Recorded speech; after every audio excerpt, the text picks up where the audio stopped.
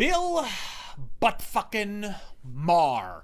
When he isn't wearing a pointy hat and baking cookies in a tree, he's feigning indignation at Trump's prospective pussy-grabbing. Is this really happening? The guy who's running for president has grabbed them by the pussy? Even Bill Cosby today was like, Jesus, at least I'm thoughtful enough to give them a drug in their drink. All while purchasing a penile timeshare at the fucking Playboy Mansion. Yeah, Bill Dozer, what were you grabbing over there? Petunias? Point being, Bill Maher is filled to capacity with a heap and help and a horse shit. But he also happens to be a comedian, one who, unlike many Lyran lefties of his chosen vocation, actually possesses the ability to periodically, albeit, make me fucking laugh. Sure, it's like spotting a shooting star, but that's more than I can say for people with names that rhyme with Lara Gilverman. And here's the thing about comedy. In a distant time, in a distant place, when a distant people possessed a distant sense of fucking humor, comedy would occasionally, just sometimes, be somewhat fucking offensive. We'd love to have you work in the fields with us. Work in the field? That's part of that. That's Senator, I'm a house. No, it's a joke.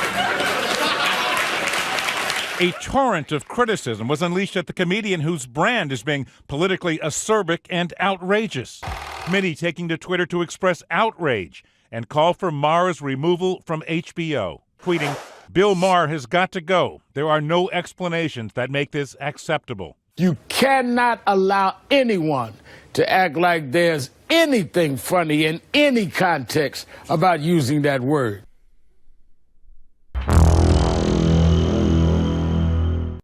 And just like that, the guillotine hunger force is up on the execution platform and whacking their own. Fucking really?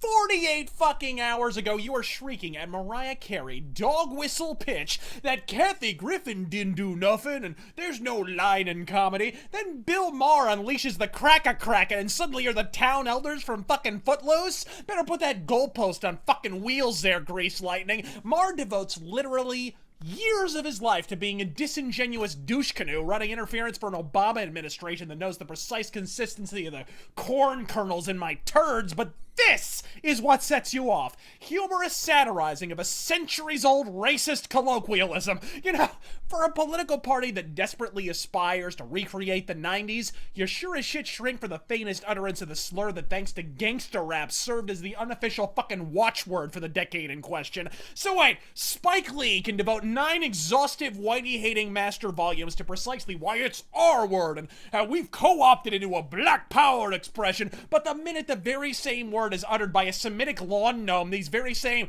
hard-as-nails, gang sign flashing fuckwits go from Mary J. Blige to Mary Whitehouse? But this is the innately cannibalistic nature of outrage culture, and like any culture, it grows like a fucking fungus. The problem with an ideology that extols the ineffable pursuit of the brightest, blinding virtue signal is that calling into question the virtue of your less than pious peers also happens to be the most convenient and effective method of implicitly validating your own. This is why Lacey Green is currently being spit roasted on a Riri rotisserie for daring to break bread with the enemy by the same bra-burning bosom companions that for years upon fucking years hoisted her up as a bastion of third-wave feminist shrillery. I nearly overdosed on irony when Angela Rye, a contributor to CNN who waited a fucking week to fire Kathy Griffin for the same goddamn thing, held her very own virtue vigil on Twitter, alluding to centuries-old events as if they happened last fucking week, calling the outburst, and I quote,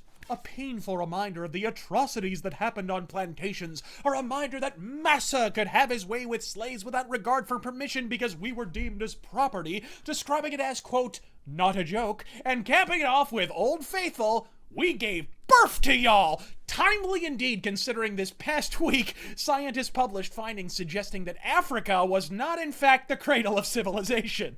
And look, even if it was, alright, let's roll with that. So considering you hit white people with it constantly, it's only fair to fire back with the old "what have you done for us lately? Peanut butter, good music, and race riots?" I don't see the Swiss bragging on those watches, and they still make the fucking things. Listen up, Luba Bonti Kwanda. You're not automatically an authority on jokes news, merely because you're employed by the biggest one in cable journalism. And you may not want to hear this, but it's the adult obsession with race that keeps the issue even marginally relevant. I have yet to witness a live birth where the infant of the hour came roaring down that labial luge, cigar in hand, and called the MD a moon cricket. It's all you belly-aching ass boomers perpetually lodged in the 1960s who obsessed about Ferguson, Zimmerman, and Rodney fucking King, because the darksome truth is there's no bigger mistake the left could make in this country than permanently solving the problem of racial tension. Corralled as they all are into their convenient little ethnic pig pens for ease of exploitation, each one to a man a dyed-in-the-dick cheese Democrat, why in the lowest chambers of hell would the left want to foul up that fucking hustle? And here's the ass-pounding irony of it all. If the race war is a hustle, Bill Maher is Larry fucking Flint. Before Freddie Gray's gray matter was hosed off the paddy wagon floor, Maher was there with a wisecrack and a weak-ass punchline. Before Trayvon had ascended to that great big Skittles factory in the sky, Maher was there with a cricket bat and a George Zimmerman pinata. Maher, I won't pretend to know what the fuck a petard is, but consider yourself hoisted, motherfucker. With that said, what I have to say next is for the so-called new media on the right, fucking exclusively. Libertarians, new right, alt-right, rainbow bright, I give less than a fuck. You're better than this. I'm hip to the fact that it's an outright five-alarm culture war right now. No one can turn on a cable fucking news station without having 9 1/2 inches of the anti-Trump narrative flop on their fucking chin. We get it. They'd rather the country fail than our presidents succeed. And for what it's worth, I'm with you on that. And the gloves are off. But trafficking in double standards to advance an obvious political narrative is precisely how, over the last 8 years, the old media went from Baby Huey to fucking Methuselah. Oh, you'll enjoy temporary gains, but make a habit of employing their own tactics against them, and in the long run, you'll fucking become them. It ain't right to revel in your innate shit lordiness and then talk about the efficacy of humor for an entire goddamn election cycle, then spontaneously turn into a shrinking violet with a case of the vapors when a comedian tells a saucy joke. This ain't the first time Bill Maher's been a butthole on film. Have we forgotten the Al-Qaeda aren't cowards episode that led to politically incorrect's unceremonious fucking shit canning? We have been the cowards, lobbing cruise missiles from 2,000 miles away.